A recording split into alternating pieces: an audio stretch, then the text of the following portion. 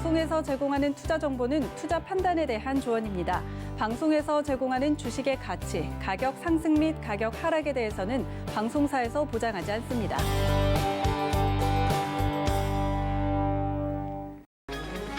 이 시각 헤드라인 뉴스입니다.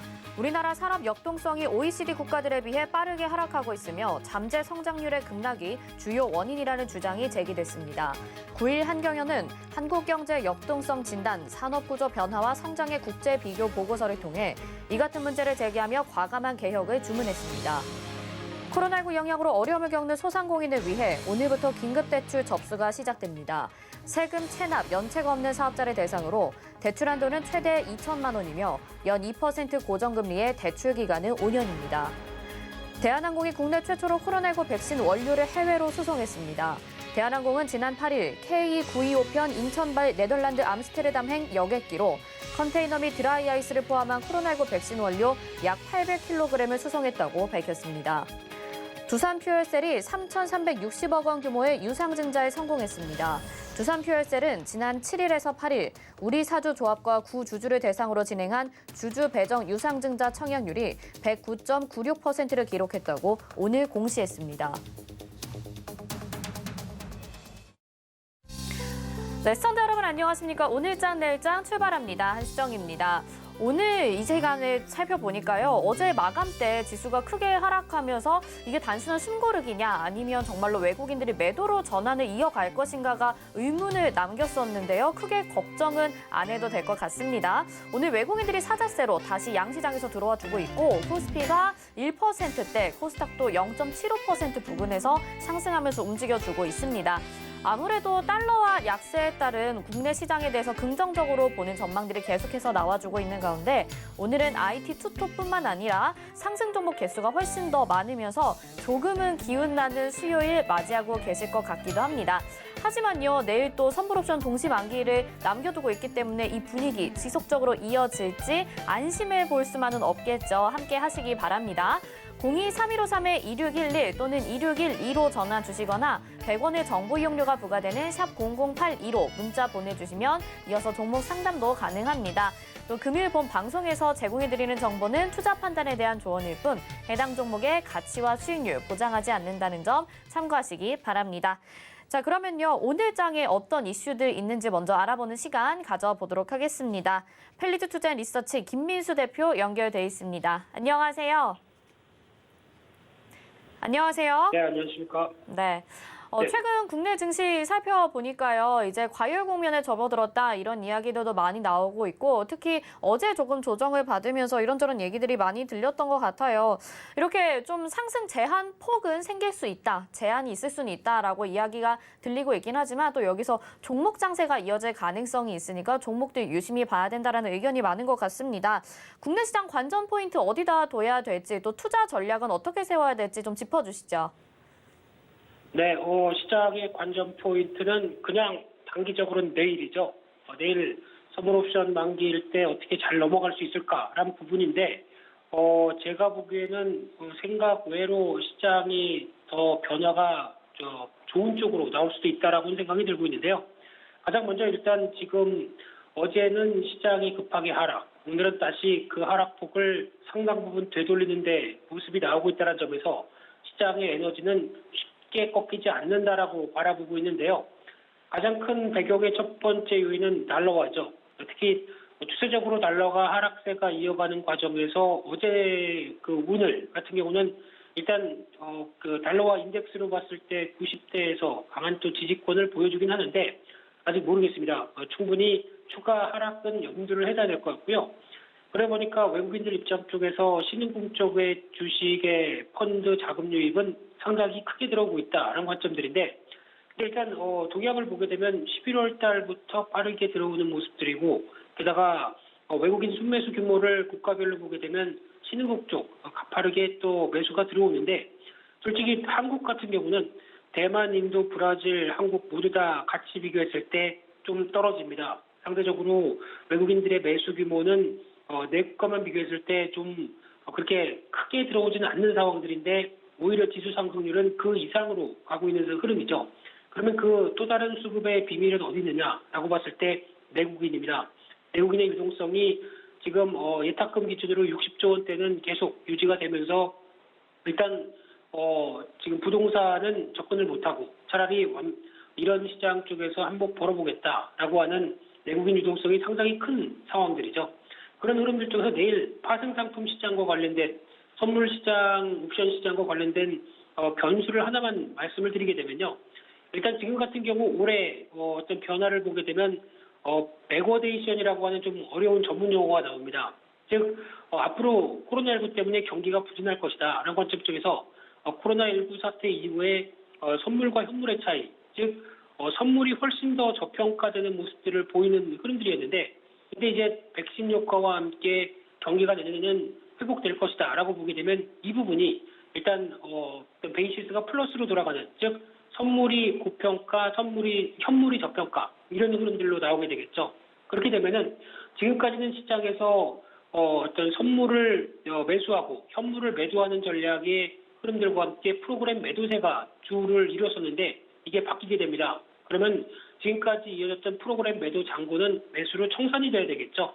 이런 변화가 나온다라고 되면 앞으로 시장은 또 하나의 프로그램 매수와 관련된 부분들에 영향을 끼칠 수 있다라고 하게 되면 내일 시장도 이런 분위기가 나온다라고 하게 되면 좀 더 긍정적일 수 있겠다라는 쪽도 한 번쯤 생각하셔야 될 것 같고요. 그런 쪽에서 최근에 시장이 마른이 오르다 보니까 밸류에이션 얘기가 나오기 시작하죠. 지금 같은 밸류에이션 흐름들은 지금 한국거래소를 데이터를 보게 되면 한국의 PER은 32배입니다. 상당히 놀라운 수치죠. 그런데 PBR은 이렇게 올라왔어도 1.1배입니다. 이제 한 배 막 올라온 상황이다 보니까 자산 대비는 저평가는 여전히 뚜렷하다. 근데 실적만 어떻게 좀 확인되게 되면은 그렇게 비싸다고 볼 수 없지는 않지 않을까라는 관점들인데 그렇게 봤을 때 지금 코스피 PR의 추이를 보게 되면은 올해 실적은 좀 부진하겠죠. 여전히 코로나19 때에서 부진한 모습들인데 그럼에도 불구하고 내년에 기업들의 실적을 본다라고 하게 되면 올해 대비 약 한 40% 증액이 들어갈 가능성이 높다는 관점 쪽에서 국내 기업들이 가장 실적이 좋았을 때가 2017년도, 18년도였습니다. 그 정도 부분까지 육박한다라고 하게 되면 지금 PR이 훨씬 더 낮아질 수밖에 없는 운명이겠죠. 그러다 보니까 지금 32배 정도가 이를 실적 흐름들과 같이 계산한다라고 하게 되면 PR 18배 정도까지는 내려갈 수 있는 수준으로 바라보고 있는데 그런 관점이다 보니까 아직 PR만 보고 계산해서 너무 밸류가 비싸다라고 보기는 좀 힘든 흐름이고요. 또한 상대적으로 어떤 기술적인 흐름을 본다고 하더라도 장기적인 연봉상의 이격을 보게 되면은 2,700선 이상에서는 부담인 건 사실입니다. 그리고 상대적으로 코스닥 시장이 오히려 조금 더 힘을 내게 되면은 한 950선까지 나올 수 있는 분위기다라는 쪽은 염두를 해서 말씀드리고 싶은데 하지만 이런 유동성 장세에서 기술적 분석이 뭐가 필요 있겠습니까? 가면 가는 대로 둬야죠. 그런 쪽으로 봤을 때 일단은 단기 이격에도 불구하고 여전히 시장의 유동성은 충분하고 내년에 경기 개선 기대감이 충분하다라고 하게 되면 못 올라갔던 종목 쪽으로 계속 키 맞추기가 나오면서 상대적인 또 중소형주도 내년 1월까지 부각을 받을 수 있겠다라고 하게 되면 일단은 즐기는 데 초점을 맞춰야 될 것 같고요. 그런 쪽으로 보게 되면은 대표적으로 코로나 피해 섹터 관련된 유통이나 화장품, 의류 이런 쪽은 처음으로 올라오기 시작하는 모습들인데 이런 변화도 계속 눈여겨보셔야 될 것 같고요. 게다가 건설이나 건자재, 특히 건설 쪽은 내년에 대한 실적 흐름들과 같이 어떤 변화를 이끈다라고 하게 되면 계속 강조드리지만 꼭 한 종목씩은 포트에 갖고 계시는 게 도움이 되겠다라고 말씀드리고 싶은데 하지만 이런 순환매만 생각하다 보면은 또 주도주를 놓치는 경우가 있죠. 그렇기 때문에 주도 섹터와 관련된 반도체, 2차 전지 이쪽은 계속 동향들을 체크해 가시면서 그래도 좀 덜 오른 종목 쪽으로 계속 순환매를 기대하는 전략들은 유효하다. 이렇게 정리해서 말씀드리겠습니다. 네. 그래도 뭐 아주 나쁘게 생각하는 부분은 없고요. 조금 긍정적으로 바라보되 여기서 순환매 장세를 좀 더 주의 깊게 살펴보자 이렇게 말씀을 해주셨습니다.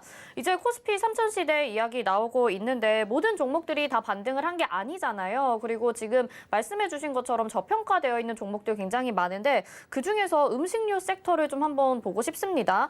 여전히 매력도도 크고 내년에 좀 바라볼 만하다라는 평가 나오고 있는데 아직 좀 부진한 모습이거든요. 이 섹터 동향과 눈여겨볼 종목들 어떤 것들이 있는지 살펴봐 주세요. 네, 음식료 업종 얘기를 드리면 저 사람 왜 저래? 이렇게 시장에서 안 가는 종목 왜 얘기해? 라고 말씀하실 수도 있습니다. 하지만 그 몫은 제 몫이란 거로 말씀드리는데 음식료 업종이 부진한 이유가 일단은 상반기에 잘 갔기 때문에 하반기에는 경기 민감주가 간다라는 관점 쪽에서 상대적인 부진함이 나오고 있다고 봐야 될 것 같고요.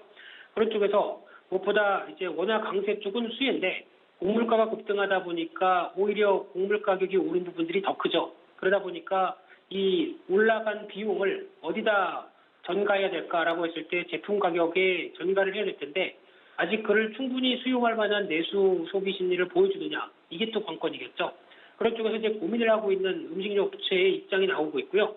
게다가 또 이 경기 방어적인 성격 쪽에서 부각을 받았지만 지금은 이제 경기 민감주가 트렌드다라는 관점들이 뚜렷하고요. 게다가 상반기는 또 언택트가 부각됐는데 지금 코로나 재유행이 부각됨에도 불구하고 모멘텀이 계속 살아나지는 않는 상황들이고요. 게다가 올해 성장세는 상당히 뚜렷했습니다. 그런데 내년의 성장 속도는 올해만큼은 절대 아닐 것이다 라는 부분들이 기저로 자리 잡는다고 봐야 될 것 같은데 그런 부분들을 가장 많이 활용하는 게 기관이죠. 지금 음식료 업종이 중기 저항권만 들어온다 그러면은 계속 기관이 매도를 보이다 보니까 이런 부분들이 아무래도 시장의 부담감으로 나온다고 봐야 될 것 같고요. 그래서 앞으로 음식료 업종은 환율과 곡물 가격 계속 체크를 하는 게 중요할 것 같고요. 게다가 해외 쪽에서 성과를 내는 업체들 잘 봐야 되는 걸로 보여지고 있는데 CJ제일제당은 워낙 예전부터 해외 쪽에서 비비고 브랜드로 잘 비벼왔기 때문에 실적에 대한 기대감이 높은데 의외로 삼양식품도 작년 대비해서 올해 해외에서 매출 성과는 뚜렷이 나온다고 봐야 될 것 같고요. 게다가 광군제를 통해서 가장 뚜렷한 실적을 보였다라는 부분들은 삼양식품입니다. 그렇기 때문에 저점에서 남들이 안 살 때 조금씩 모아가는 것도 나쁘지 않지 않을까라고 생각 들고 있고요. 게다가 또 HMR 시장도 계속 커지고 있고 게다가 이제 단체 급식과 같은 단체 수요가 회복되기 시작하게 되면 특히 음식료 업종 쪽에서는 뭐 개인이 한두 개 사는 거 가지고 양이 안 싸죠. 특히 단체 금식 쪽에서 대량 주문하는 부분들이 오히려 가장 큰 어떤 수익 매출 기반을 마련할 텐데 지금은 코로나19 때문에 그렇게 못 나옵니다. 그러다 보니까 이 부분이 해결되는 것도 또 하나의 숙제라고 보여지고 있는데요.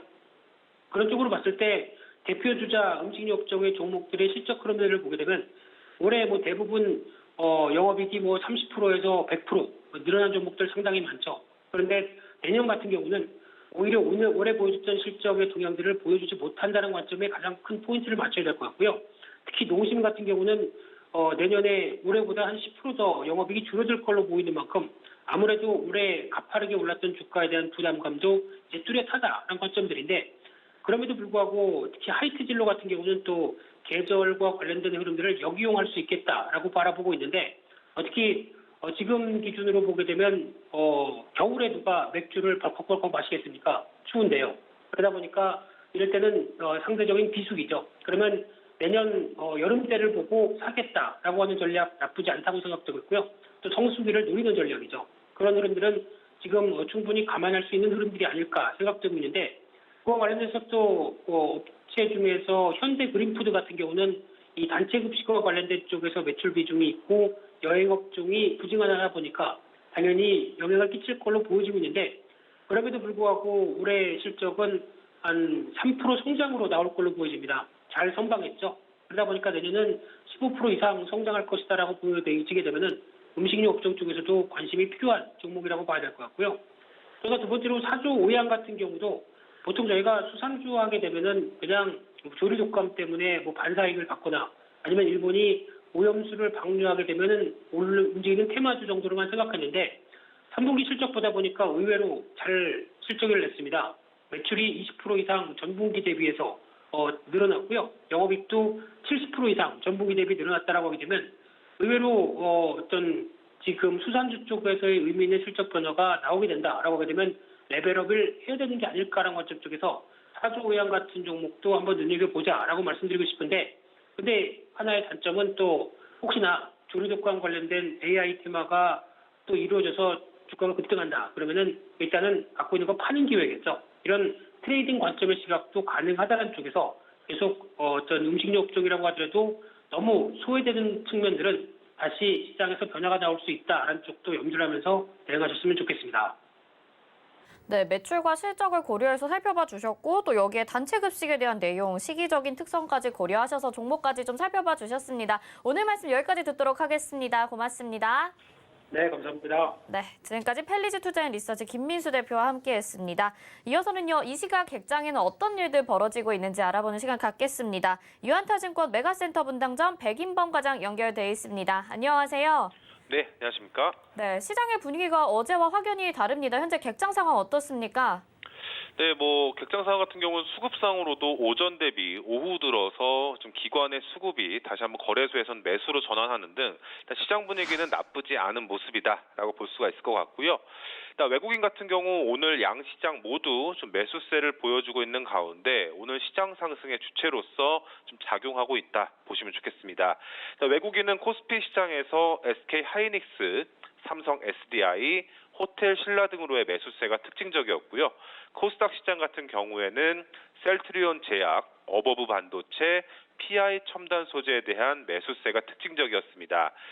기관 같은 경우에는 오전장만 하더라도 양시장 모두 매도세였는데 오후 들어서 코스피 시장에서 좀 매수로 전환하는 모습 특징적으로 볼 수가 있을 것 같고요. 코스피 시장에서는 SK 이노베이션, CS 윈드, 아모레 퍼시픽 등으로의 매수세가 특징적이었고 코스닥 시장에선 PI 첨단 소재, 스튜디오 드래곤, 동진 세미캠 등으로의 매수세가 특징적이었다 볼 수 있겠습니다. 네, 지금 속보로도 잠시 나갔었지만 장중에 코스피가 역대 최고치 돌파하고 있다라는 속보 전해드렸습니다. 오늘 시장 그러면 한마디로 어떻게 정리를 해볼 수 있을까요? 네, 오늘 시장 역시나 한마디로 정의하기는 좀 어려울 수 있겠지만 친환경 산업에 대한 긍정적 시각으로 좀 정해봤습니다.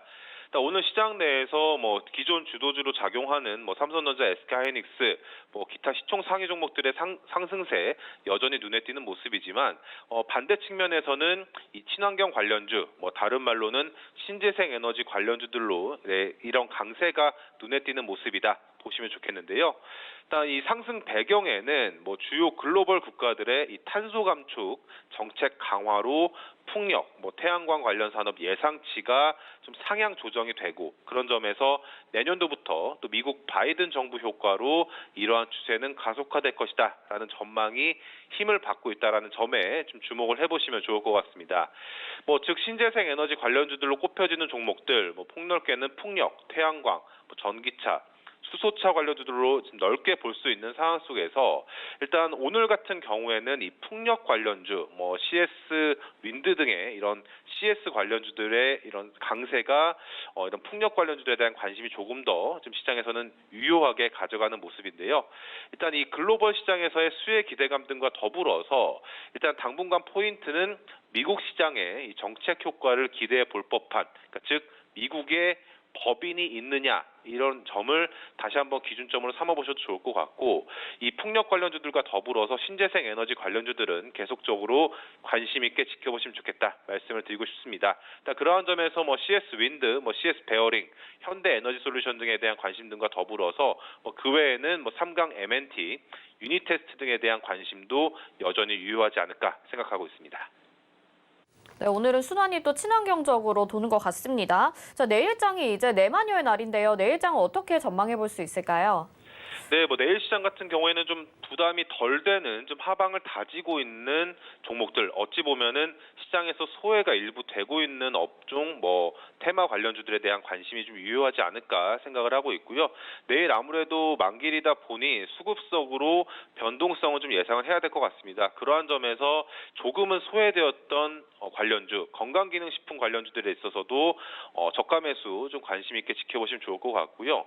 일단 이 코로나 관련 사태라든가 여러 모멘텀, 상반기 대비해서 하반기 들어서는 사실 건강기능식품 관련주들에 대한 관심이 조금 덜해진 모습인데 일단 가격적인 측면에서 봤을 때 최근 이 신재생 에너지 관련주들 역시도 좀 주가 조정이 있던 이후에 다시 한번 관심이 불면서 반등이 나왔던 사례만큼 건강기능식품 관련주들도 이러한 그 기술적 반등 그 구간에 점차 접어들고 있다 보시면 좋겠습니다. 그리고 일단 시장 환경 자체 역시도 하더라도 올해 대비해서 내년도도 좀 고성장할 것이다라는 전망 역시도 아직은 유효하기 때문에 관련주들 계속적으로 관심 있게 지켜보시면 좋을 것 같고요. 일단 OEM, ODM 관련 업체 위주로 좀 지켜보시면서 그러한 점에서는 뭐 콜마 B&H, 서흥, 노바렉스 등에 있어서 저가 매수 측면으로 접근해 보시면 좋지 않을까 생각하고 있습니다. 건강기능식품을 또 저가 매수할 수 있는 기회로 살펴봐 주셨습니다. 오늘 말씀 여기까지 듣도록 하겠습니다. 고맙습니다. 네, 감사합니다. 네, 지금까지 이시각 객장의 백인범 과장이었습니다. 이어서는요, 이 시각에 어떤 종목과 섹터들 주목받고 있는지 알아보는 시간입니다. 이 시각 종목 핫3 이용석 캐스터가 알려드립니다. 안녕하세요. 이 시각 종목 핫3 이용석입니다. 이 시각 시장에서는 어떤 종목과 섹터들이 주목받고 있는지 특징주 살펴보겠습니다. 오늘 준비한 종목은 아모레퍼시픽, 신세계, 현대제철입니다. 먼저 아모레퍼시픽입니다. 네, 아모레퍼시픽 현재 9.18% 상승한 21만 4천 원에 거래되고 있습니다. 코로나19 백신 상용화 기대에 화장품 섹터 전반적인 상승세 보입니다. 아모레퍼시픽은 코로나19 백신 상용화에 더해서 실적 반등 기대감에 힘입어 10개월 만에 20만 원을 돌파했습니다. 20만 원을 넘은 것은 지난 2월 이후 10개월 만인데요. 7거래일 연속 외국인의 순매수도 이어지고 있습니다. 특히 내년 실적 턴어라운드가 나올 거라는 기대 때문인데요.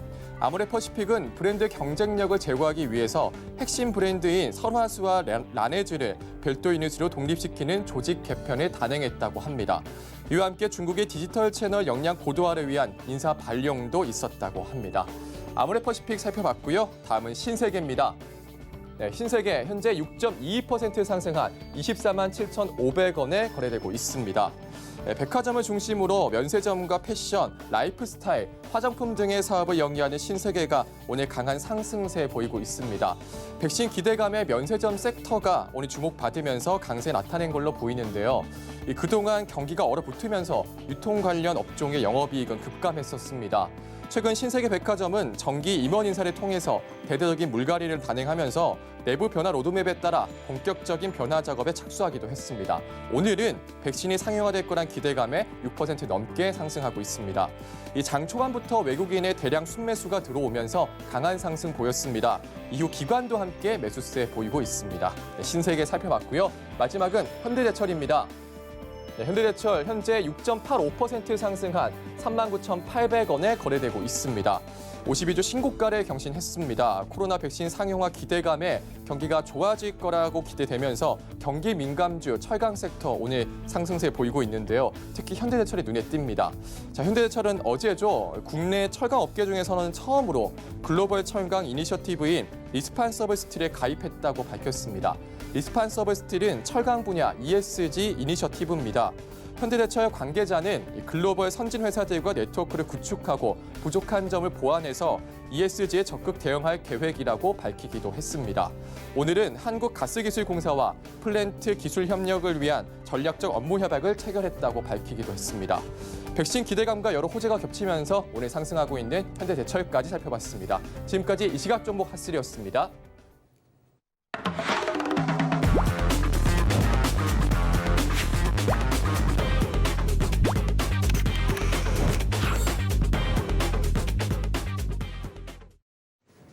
네, 오랜 시간 동안 세계 경제를 지배해온 월가, 그리고 그 월가에서 10여 년간 몸담았던 브라이언 대표와 함께하는 시간입니다. 월가의 늑대, 브라이언 대표 연결되어 있습니다. 안녕하세요.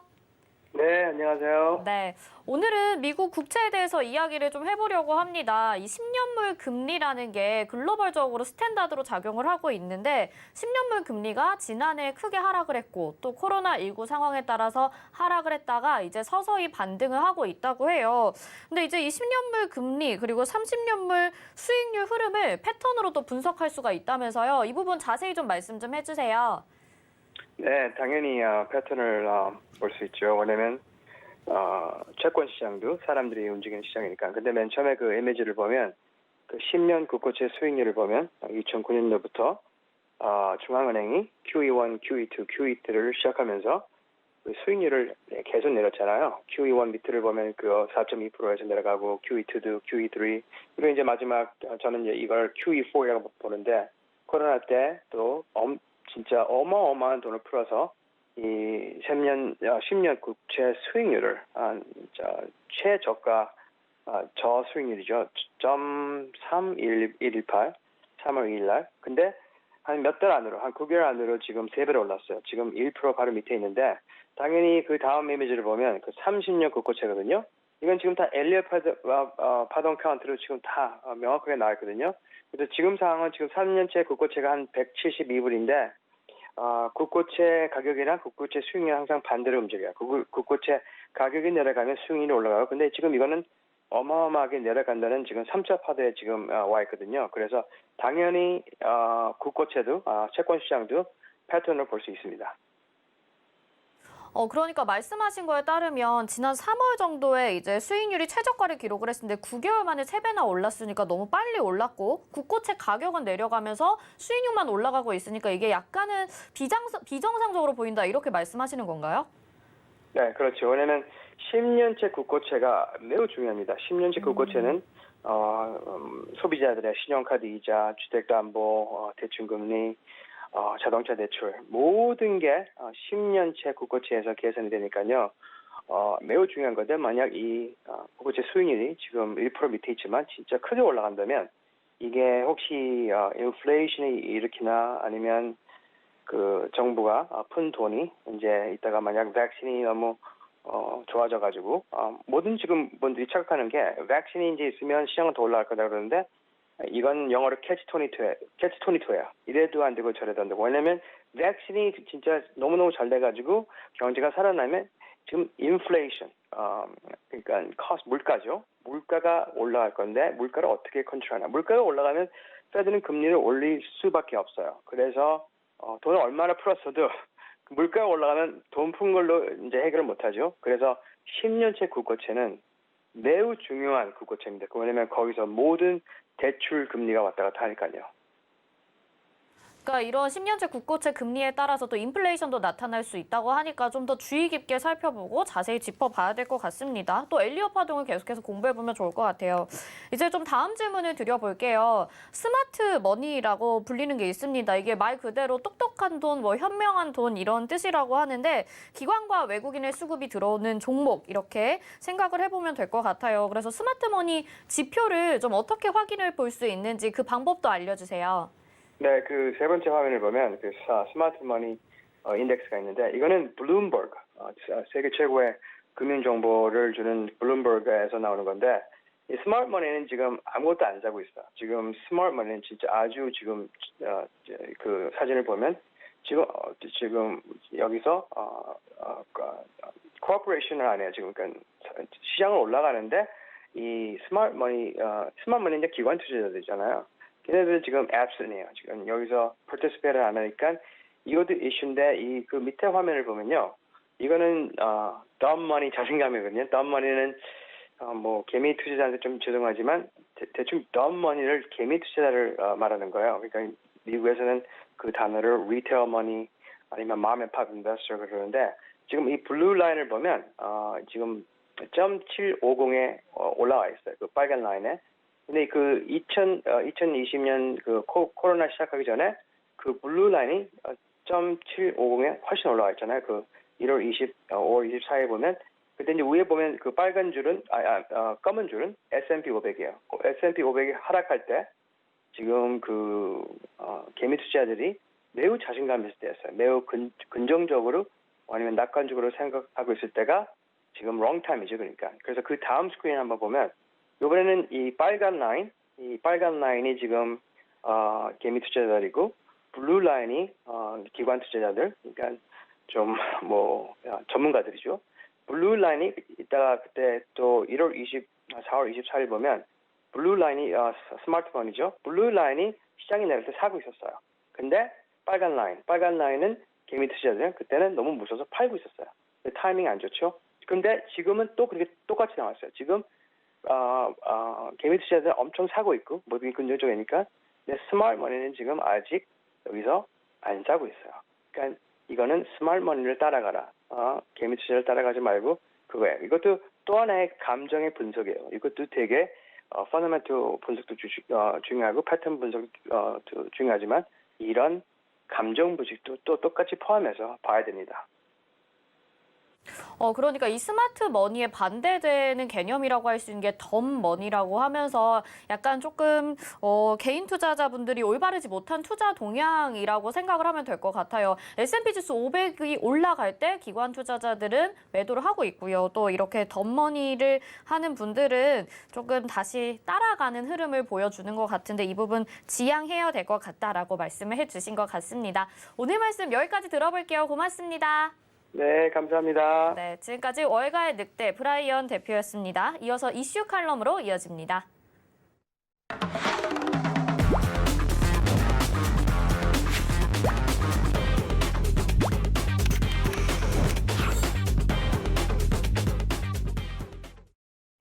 네, 이슈 칼럼 맞습니다. SPM의 김영진 대표와 함께합니다. 어서 오세요. 네, 안녕하십니까? 네.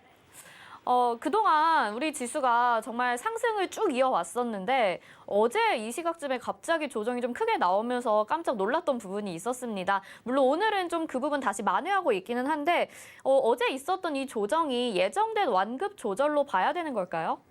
네, 그렇게 생각이 됩니다. 특히나 지난주에 말씀을 드렸듯이 이번 주에 미 국채 발행 일정이 있기 때문에 그것과 연관돼서도 또 한번 말씀을 드리겠습니다. 그리고 우리 내부적으로도 좀 단기 상승폭이 너무 컸었죠. 그래서 최근에는 업종 종목들이 순환매가 좀 빠르게 나타나면서 매수세가 좀 확산되는 그런 모습이었는데 이 매수세가 확산이 되는 게 자칫 잘못하면 과열의 징후로 인식이 될 수가 있고 매수세 확산이란 게 또 이게 분산으로 이렇게 이해될 수도 있기 때문에 이런 모습이 좀 과열을 시키는 과정으로 진입했다 이렇게 볼 수가 있겠고 그것이 오늘 다 이렇게 만회되고 있는 그런 모습이기 때문에 약간은 조금 쉬어줬으면 하는 그런 바람도 있었는데 좀 빨리 회복을 하는 그런 모습이다 이렇게 봐야 될 것 같습니다.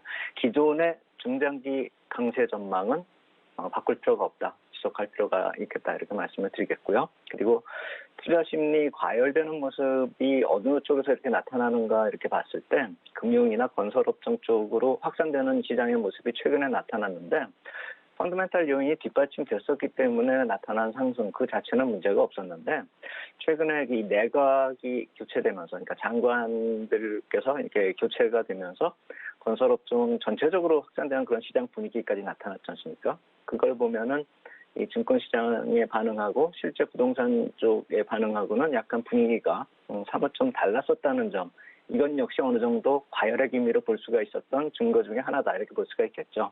전체적으로 봤을 때 유동성 장세에 반응하는 업종이나 종목이 상승에 동참하는 모습이 나타나고 있다는 점을 보면 연말 연초 랠리의 선반영 가능성도 좀 생각할 필요가 있어 보입니다. 그래서 이러한 매기 확산이 나타난다라는 것이 아까도 말씀을 드렸듯이 분산으로 이어지고 그것이 한번 이렇게 급등락을 만들 요인은 이러한 모습이 계속 이어지고 있기 때문에 연말까지 계속 또 반복이 될 수 있다는 점 우리가 좀 주의할 필요가 있겠다 이렇게 말씀을 드리겠고요. 일정상으로 이 12월 미국 국채 발행 일정에 대해서 지난주에 말씀을 드렸는데 이 금액 같은 건 다 말씀을 드렸으니 건너뛰고요. 그리고 발행되는 지금 양상을 보면은 미국 국채 발행이 어젯밤에 발행이 됐고 3년물이요. 그리고 오늘 밤에 10년물, 내일 30년물이 발행이 되는데 금액이 이렇게 증액 발행이 되는 걸 보면은 어제가 제일 적고 오늘 내일이 좀 많습니다. 그렇기 때문에 달러 강세 요인이 나타날 수 있는 그런 모습.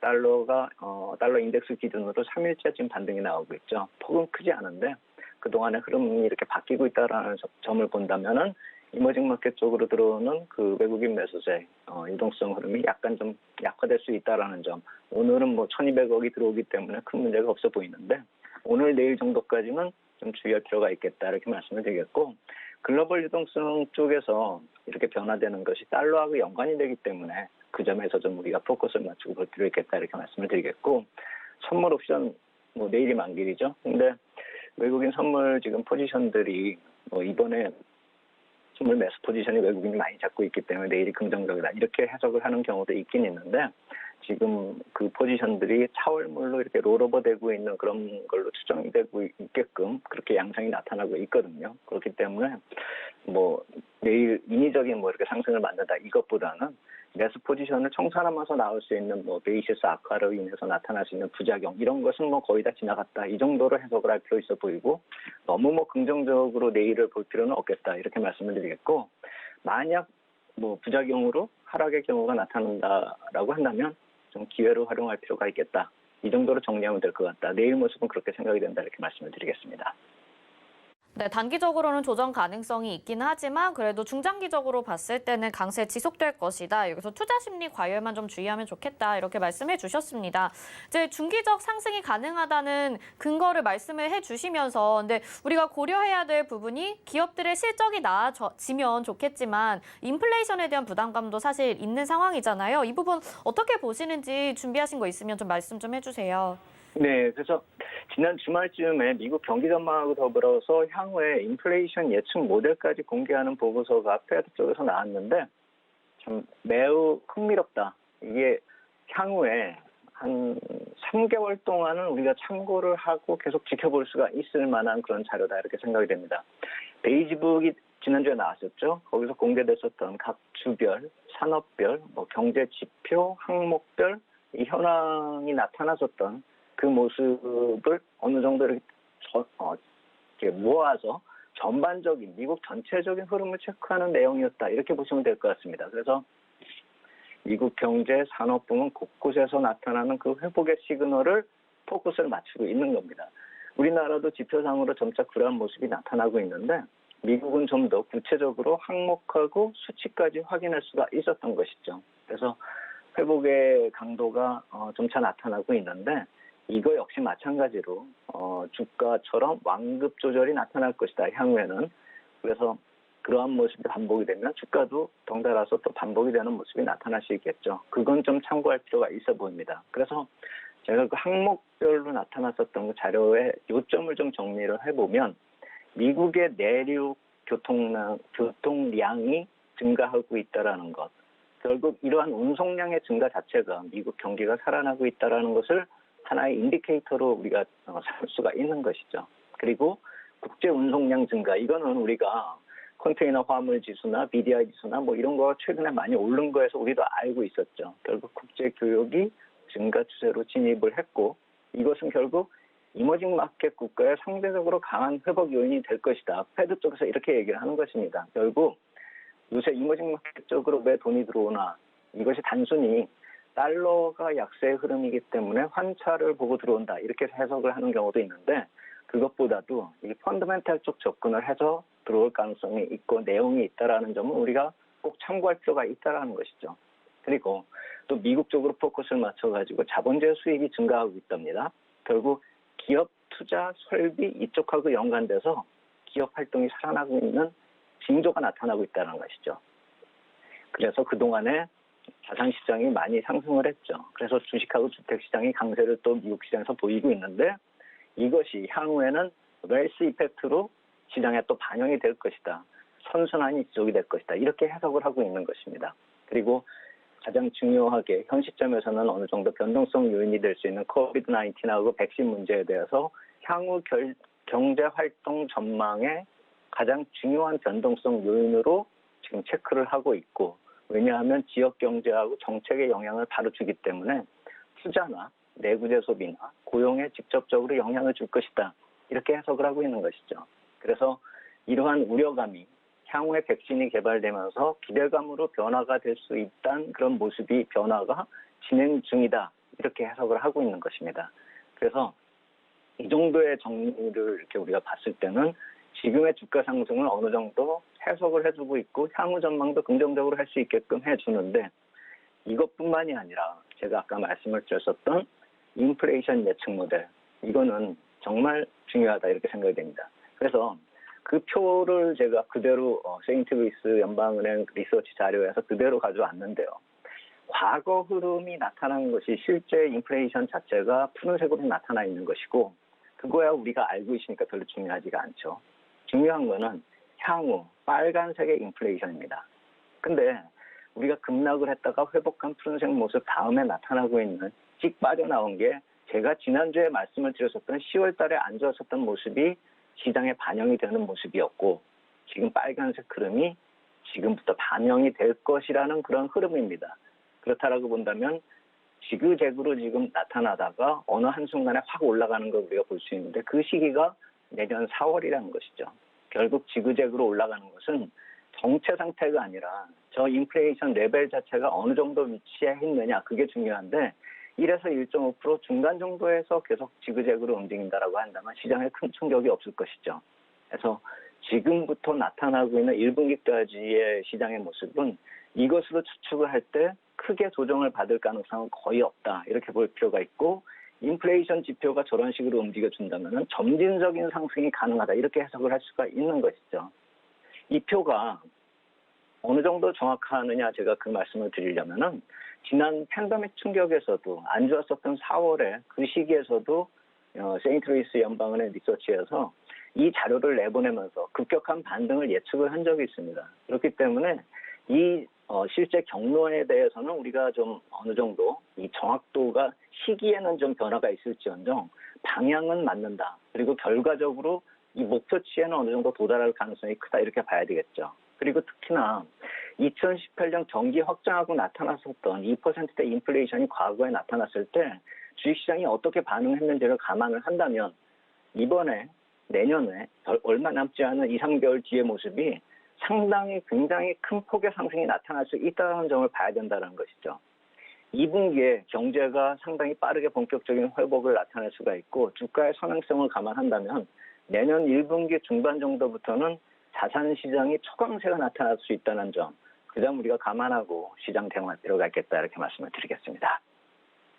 이미 미국에서는 뭐 회복 시그널도 많이 나타나고 있고 지금 참고해 주신 그 자료를 보니까 그래도 요거대로 좀 예측을 하고 우리가 대응하면 좋지 않을까라는 생각이 드네요. 그러면 결국에는 이제 나타나는 조정은 단기적인 조정, 완급 조절에 필요한 조정이라고 생각을 하면 될 것 같고 또 중장기적으로는 기회로 봐도 된다. 정리해보자면 이렇게 해볼 수 있는 거죠?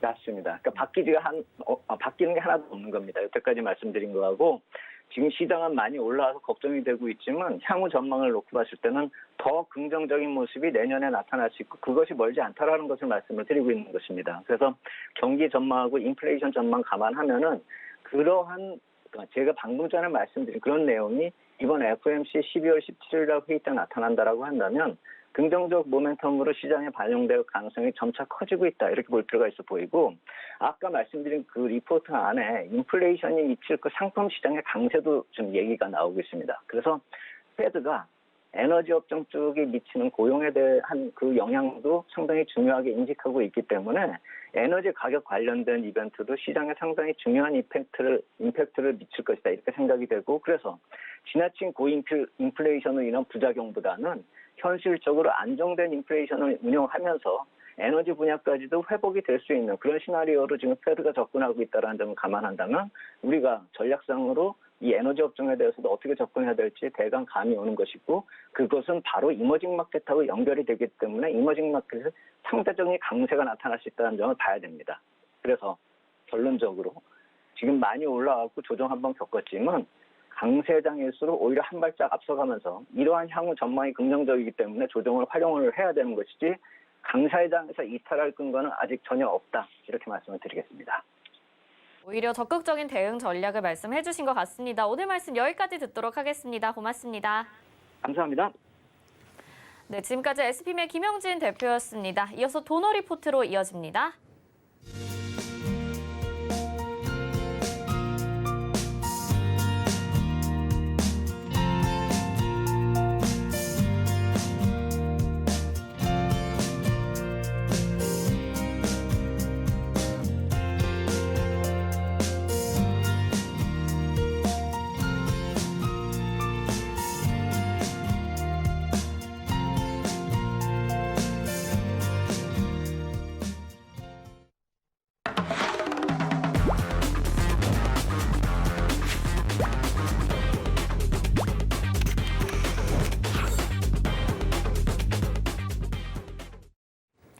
네, 여러분들의 돈 걱정 없는 포트폴리오 만들어드리는 시간 도너 리포트입니다. 오늘도 샘플러스 이주연 위원님과 함께합니다. 안녕하세요. 네, 안녕하세요. 네, 오늘도 운영 원칙 먼저 살펴보도록 하겠습니다. 네, 도너리포트 운영 원칙입니다. 일주일에 2종목만 공개 변경해드리고요. 종목 공개 요일은 매주 월요일 그리고 게릴라성으로 한 요일에 공개가 됩니다. 종목 공개 시에는 방송에서 2종목을 먼저 소개해드리고요. 그중에서 편입될 종목은 방송 후에 3시에 서울경제TV 오늘장 내일장 노란톡방에서 공개가 됩니다. 노란톡 검색창에 서울경제TV 오늘장 내일장 이렇게 검색하시고 입장하시면 되겠습니다. 그러면 도너리포트 현재 수익률 어떤지 성적표부터 좀 확인해 보도록 하겠습니다. 네, 누적 수익률입니다. 유비큐어부터 한국알콜, 코리아서키트, 코스모시스, 동화성까지 204.2%의 수익률 기록하고 있고요. 다음 보시죠. 다음 종목들도 모두 수익이고 목표가를 달성을 했습니다. 총 누적 수익률 204%인 가운데 7% 이상의 수익률들 확인하실 수 있고요. 기본적으로 다 8% 이상의 수익률입니다. 11%, 17%, 18% 목표가 달성하고 나왔고요. 12% 이상의 수익률들, 써니전자는 2번에 접근해 13%, 15% 수익률 내고 나왔습니다. 손실 난 종목들도 있기는 한데요. S맥과 진양산업, 서현탄메탈이 확실히 그 구간 메꿔줬고요. 그다음에 IA 15%, 우리기술투자 7%의 수익률 기록하고 있습니다. 영화금속이 22.7%, 비덴트 10%, MS오토텍 15% 기록하면서 목표가 달성하고 나왔습니다. 다음 최근에 아이큐어 15.1% 기록을 했죠. CJC푸드는 손절가를 터치하면서 저희 포트의 누적 수익률로 약손실로 제외가 됐습니다. 이 부분 확인하시고요. 현재 수익률, 현재 포트 확인해 보시죠. 사마알미늄 3.8%, 한농화성 0.4%, KCTC 2.3%의 수익률 기록하고 있는 현재 포트입니다. 네, CJC푸드가 이제 손절을 했기 때문에 다른 종목들에 대해서 또 이야기해 주시면서 같이 언급해 주실 것 같아요. 위원님 도와주시죠.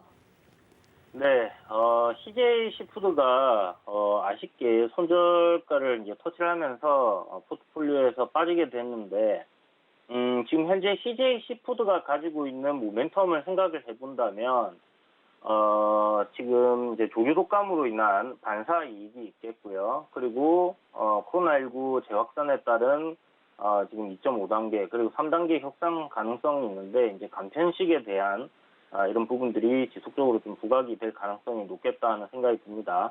그래서 조금 타이트하게 손절선을 잡았던 이유가 제가 월요일날 종목을 이제 추천드리기 전에 시세가 안 나왔었는데 이게 이제 시세가 나와버리면서 제가 봤을 때 한 6,000원대 여기 매물을 소화하는 과정이 좀 더 길어지는 그런 모습이 나온 게 아닌가 하는 생각이 듭니다. 그렇다면 지금 21선 이렇게 지지받으면서 상승하는 흐름이기 때문에 여전히 매수 관점으로 여러분들 생각을 하시고요. 제가 차땅에서는 말씀드렸지만 저점 매수 관점으로 내일 하루 정도나 모레까지는 좀 지켜보자라고 말씀드렸으니까 포트폴리오에선 제외되지만 이게 손절이 아니기 때문에 여러분들 기존에 이 종목 매수하신 분들께서는 참고하셔가지고 오늘 저점 5,190원 정도를 손절가로 잡고 한번 진행을 해보시면 좋을 것 같습니다. 다음 종목인데요. KCTC입니다. 지금 현재 기간 조정을 잘 받고 있고, 어저께 이제 안짝하고 단기적으로 시세가 나왔었는데요. 오늘 시가부터 상승 출발하면서 5일선 다시 회복하는 모양이고요. 21선 지금 아래에 지지하는 모습이기 때문에, 단기 이평선이 이제 수렴이 되는 구간이에요. 여기서 이제 방향을 위로 잡아준다는 시세가 한번 강하게 나올 수 있겠다, 이런 생각이 듭니다. 아래로 한번 꺾었다가 그렇게 갈 수도 있겠지만 그 트릭이 나온다면 그거는 마지막 아마 매수 기회가 되지 않을까 이렇게 생각이 되니까 참고하시고요. 한농화성 지금 수렴 중이라 말씀드렸는데 이제 더 이상 수렴할 자리가 없는 것 같이 기간 조정 잘 받은 것 같습니다. 그래서 내일 정도쯤에는 위든 아래든 일단 방향을 좀 정하지 않을까 그런 생각이 들어요.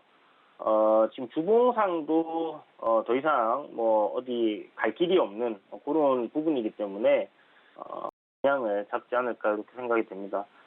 수렴 기간 잘 거쳤는데 섹터 2차 전지 관련 섹터들 보면 지금 한 번씩 좀 움직여주는 그런 종목들이 나오고 있어요. 그래서 한농화성도 그런 관점에서 한번 좀 움직임이 강하게 올라주면 좋겠다는 생각이 듭니다. 일단 손절가 이탈 없으면 보유하는 관점으로 말씀드리겠고요. 써니전자 지금 5일선 어저께 종가에 회복을 시키고 오늘 시가 상승 출발시킨 이후에 거래량 죽이면서 눌리는 그런 모습이 나와주고 있는데 조만간 이제 추세를 전환을 하는 그림이 만들어질 것 같습니다. 4,200원 이번 주 금요일 안에는 요 가격대를 한번 뚫어주는 흐름이 만들어질 것 같고요. 위로 20선 위로 주가 안착한다면 상승 흐름 강하게 만들어질 것 같다 이런 생각이 드니까 참고하시고 삼화알미늄이 지금 그 김부겸 관련된 종목으로 대선 테마라고 말씀드렸는데요. 써니전자나 삼화알미늄이나 뭐 지금 거의 비슷합니다.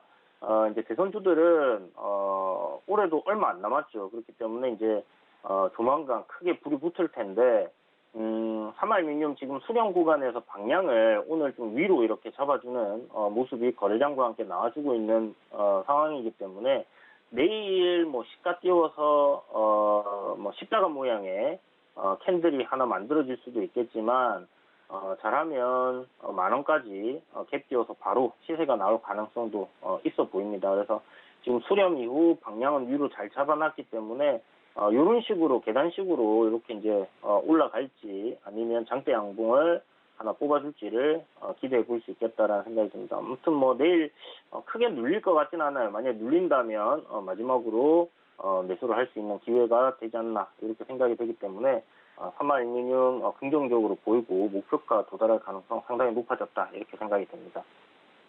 네, 이렇게 포트에 담긴 종목들 말씀해 주셨고요. 더 궁금하신 분들은 노란톡에 들어오시면 됩니다. 서울경제TV 오늘장, 내일장 들어오셔서 정보 받아보시기 바랍니다. 자, 이주연 의원님 말씀 여기까지 듣도록 하겠습니다. 고맙습니다. 네, 감사합니다. 네, 금일 본 방송에서 제공해드린 정보는 투자 판단에 대한 조언일 뿐 해당 종목의 가치와 수익률 보장하지 않는다는 점 참고하시기 바랍니다. 저희는 잠시 후 마감 임박 60분의 승부로 돌아오도록 하겠습니다. 시청해주신 여러분 고맙습니다.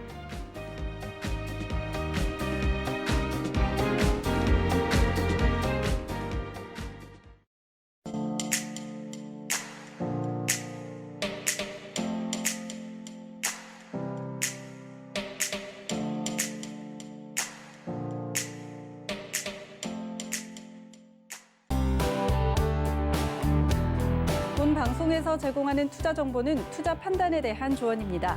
방송에서 제공하는 주식의 가치, 가격 상승 및 가격 하락에 대해서는 방송사에서 보장하지 않습니다.